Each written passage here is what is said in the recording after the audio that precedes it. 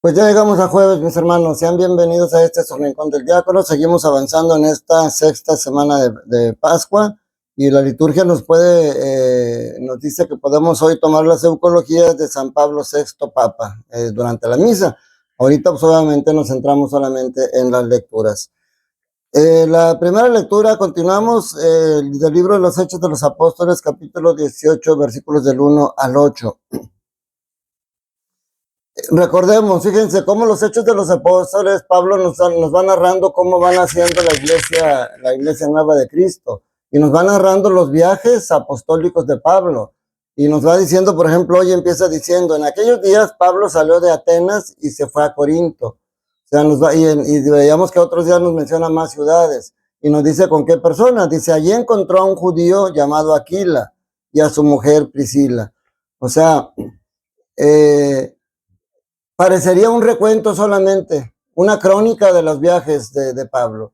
Pero si solamente fuera así nos quedaríamos cortos, porque nosotros tenemos que ver todo lo que sucede en esos viajes, el trasfondo, no nada más como una narración de los hechos y acontecimientos y ya parte de la historia.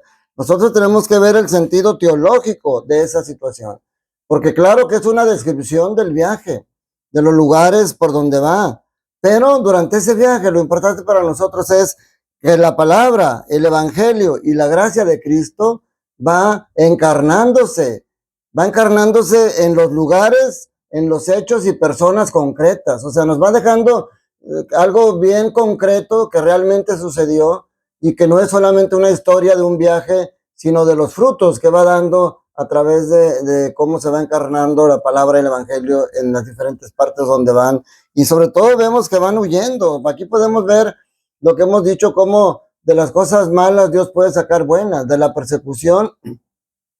Ayer decíamos cómo se encuentra con Dionisio y Damaris. Hoy nos narra el encuentro con Aquila y Priscila.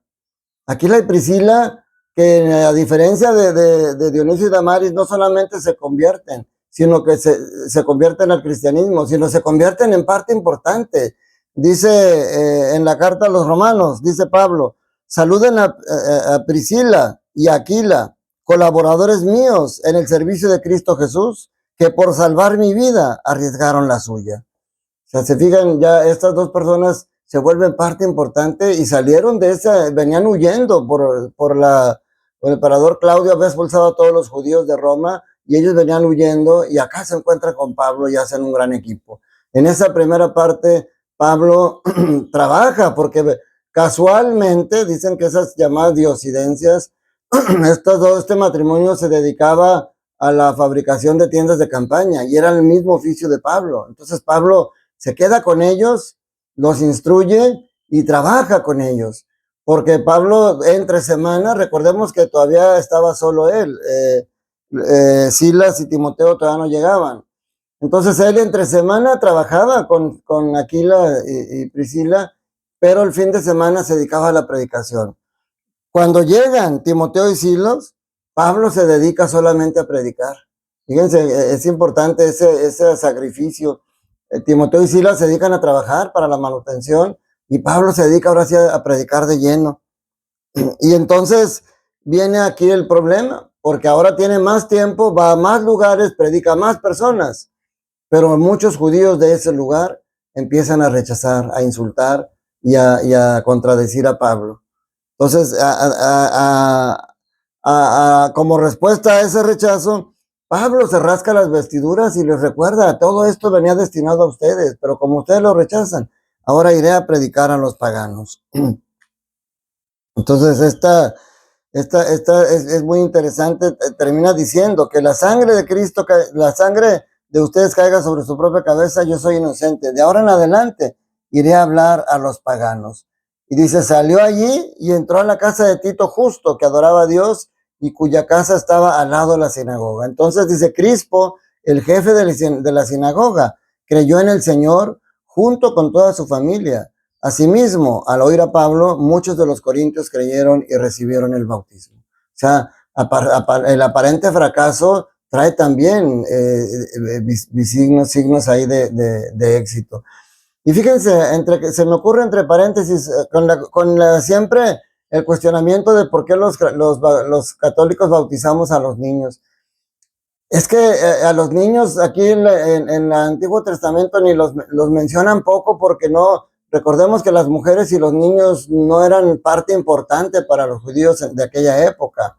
Pero vimos cómo cuando Lidia se convierte, dice que se bautizó él con toda su familia, se bautizó ella con toda su familia. Damaris y Dionisio se convirtieron ellos y toda su familia. Y aquí dice, al oír a Pablo, muchos de los corintios creyeron en él y recibieron el bautismo. Pero dice, el jefe de la sinagoga creyó en el Señor junto con toda su familia. O sea, en la familia de los judíos era lógico que había niños, porque el no tener niños también era una desgracia y un castigo de Dios para ellos, según sus creencias. Entonces aquí no lo explica detalladamente, pero cuando habla que se convierte y se bautiza toda la familia, pues obviamente creo que están incluyendo a los niños, no los dejan fuera. Pero bueno, pasamos al Evangelio de San Juan, capítulo 16, versículos del 16 al 20. 16, 17, 18 y 20. Ayer eran 4 versículos, hoy 5. Pero son un poco más largos y un poco más profundo en su contenido, fíjense, porque habla de 3 acontecimientos. Dice, Jesús le dijo a sus discípulos, dentro de poco tiempo ya no me verán, dentro de otro poco tiempo me volverán a ver. ¿Se fijan cómo? Y dice, ellos no entendían qué significa eso, y eso de que me voy al Padre. No entendían qué significa dentro de poco ya no me verán, y luego volverán a verme, y luego me voy al Padre. Pues bueno, aquí está hablando de otros acontecimientos importantes. Dentro de poco tiempo ya no me verán, está hablando de su pasión y de su muerte. Ya no lo verán porque va a estar en el sepulcro. Pero dentro de poco tiempo me volverán a ver, 3 días después volverán a verme. Y luego dice, y me voy al Padre, porque está hablando de la pasión, la muerte, está hablando de la resurrección y está hablando de la ascensión. Me voy al Padre. 3 acontecimientos importantes que aquí son mencionados. Entre la resurrección y la ascensión, recordemos que es todo ese tiempo que hemos estado hablando, el tiempo en el cual en la Pascua meditamos los 40 días en los que Jesús es ya resucitado, se empieza a aparecer y empieza a seguirle dando enseñanzas, y luego viene otro discurso de despedidas cuando ya viene la ascensión. Pero entre la resurrección y la ascensión, la gracia, la doctrina y el sacramento, y sobre todo la Eucaristía, empiezan a estar presentes con Cristo, porque esa es la manera como después se queda, es la presencia más profunda y del universo y universal, porque ahora de esa manera Cristo está con ellos y les sigue hablando, les sigue traspasando su gracia, les sigue adoctrinando sobre cómo deben de seguir ellos la predicación cuando Él ya se vaya definitivamente en la ascensión. Y empieza a hablarles también de los sacramentos, y sobre todo empieza a partir la fracción del pan con ellos, a comer con más.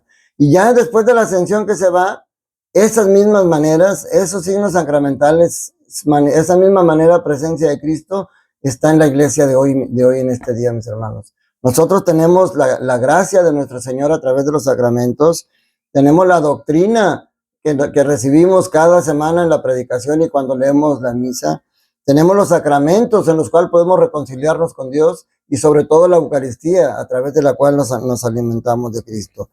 Por eso, dentro de todo esto, aparte de esos 3 acontecimientos que están aquí, aunque no los digan las palabras, está la pasión, muerte, está la resurrección y está la ascensión, pero también está la parusía, porque habla, dice, les aseguro que ustedes llorarán y se entristecerán. O sea, estos acontecimientos, sobre todo las 2 despedidas, cuando muere y cuando ya se va al cielo, generan tristeza en ellos.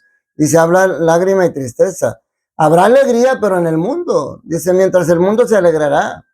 El mundo estaba feliz de que Jesús hubiera muerto. Todos lo seguían criticando. Pero recuerden que para San Juan el mundo al que se refiere aquí es una de esas 3 maneras de ver el mundo. La creación, el mundo creado, el mundo que cree en Dios y que lo menciona cuando dice tanto amó Dios al mundo que entregó a su Hijo, pero también el mundo que rechaza a Dios. Esa parte que rechaza a Dios es la que está alegre hoy.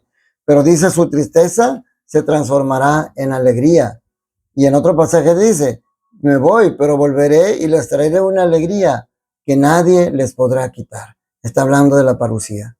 cuando tengamos en el final, porque mientras estamos en este mundo, esa alegría se difumina a través del sufrimiento, a través de los ataques, pero no nos la quitan, está ahí en nuestro corazón.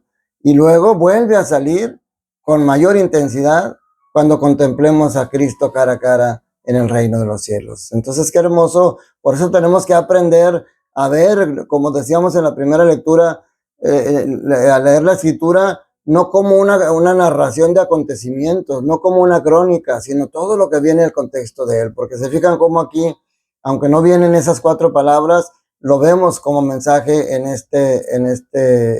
estos 4 versículos.